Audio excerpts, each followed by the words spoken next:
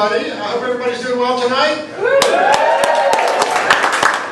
Some of you are probably wondering if any of us contestants will get up here on the stage and use the well-known four-letter F word that so many comedians like. That's right. FIFO? Why is it that so many people think that you can get up on a stage and just like shove the F word in the middle of a joke? Like, somehow that's automatically going to make it funnier. Oh, let's try one. I'll go over here. What did the giant accountant say? Fee, FIFO, fo. I guess it works. You know, a lot of successful comedians have ADHD, attention deficit hyperactivity disorder. Some are well known, like Robin Williams and Jim Carrey, for example. I don't. But my son does, and that keeps things pretty interesting around my house. His brain and his body are always in motion. I took him to the pediatrician. He had poison ivy. They put us in one of those little tiny shoebox exam rooms to wait for the doctor. He gets bored, right? He can't sit still, so he starts pacing. It's only this big, right? He's got poison ivy. He's pacing. And the doctor doesn't come for like 30 minutes. I swear, I know he traveled at least 2 miles before the doctor. This kind of thing happens all the time. Once I was at the school we were getting ready for a conference with one of his teachers and the principal, something I do a lot.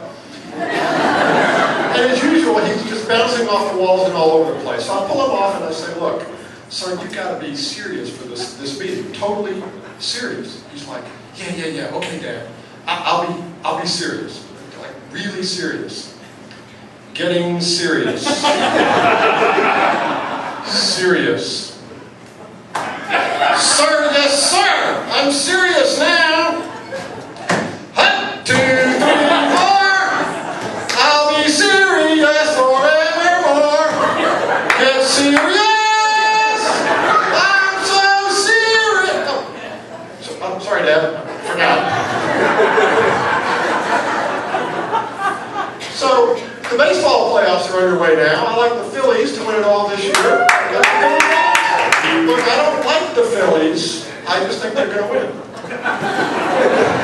What I do like about baseball is during the regular season, some of the promotions that they come up with just to get more fans to come to the games.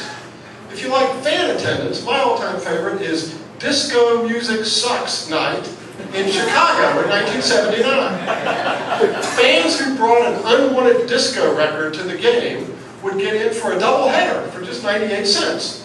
And then they would pile up all the records in the outfield in between the 2 games and burn them. Well, the place holds like 50,000 people, and nearly 100,000 showed up.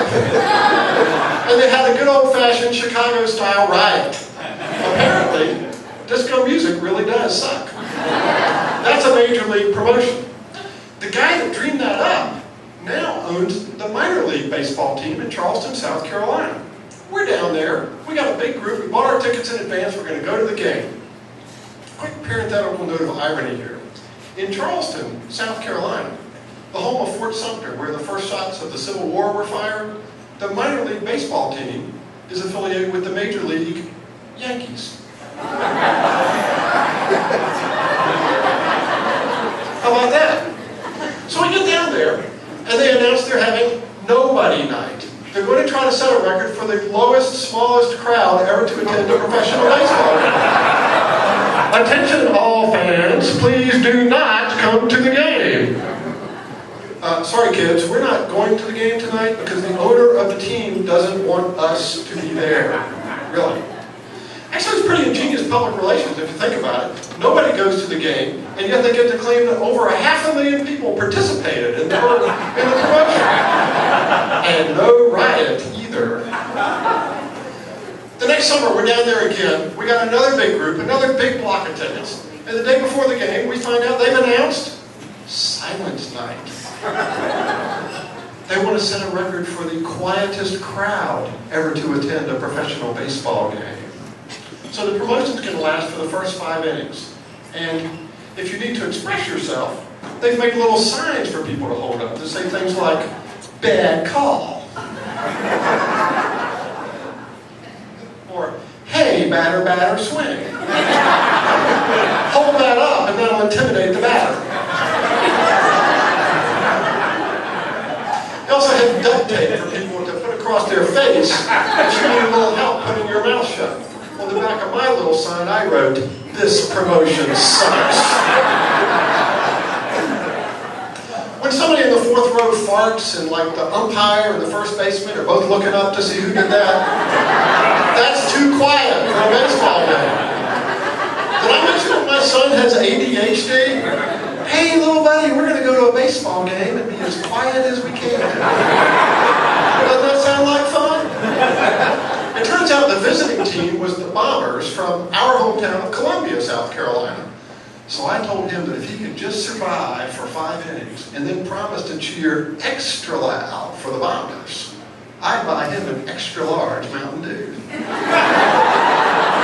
His idea of cheering in those days was to yell, 2, 4, 6, 8. Who do we appreciate? And can you imagine how many times a 10-year-old can scream that in 4 innings of baseball? Non-stop. And then there's the ultimate Father's Day baseball special, vasectomy night.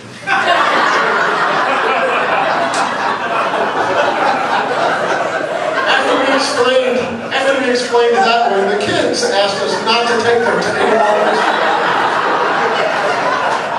But they did on their own figure out that that must be why the baseball players are like grabbing their crotches.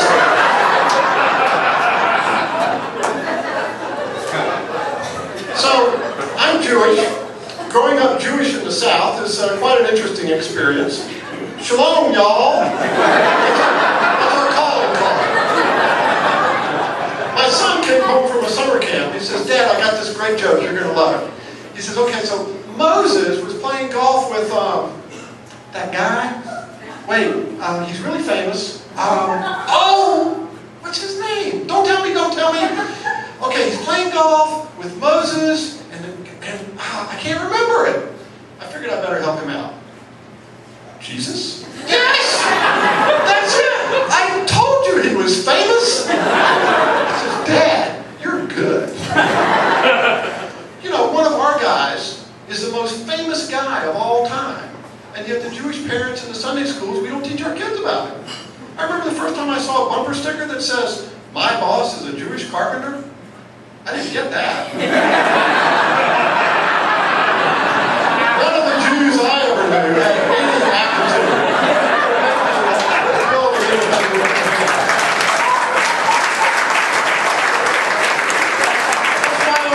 That's why our interfaith marriage rate is so high. Somebody's got to be able to change the light bulbs in the house.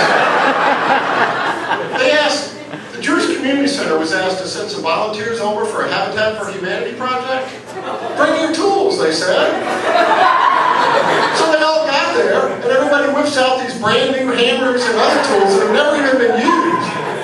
And we stood around all day and talked about like where we bought them and, of course, how much we paid. So eventually it all has become very clear to me.